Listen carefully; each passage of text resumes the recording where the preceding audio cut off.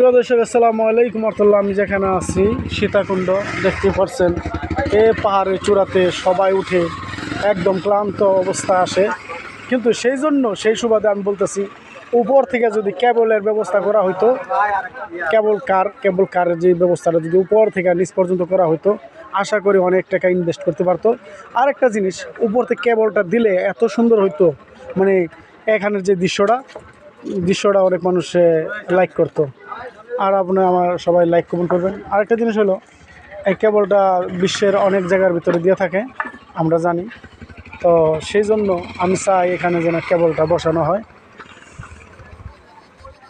আর সবাই এনজয় করতে পারবো কেবলটা দিলে।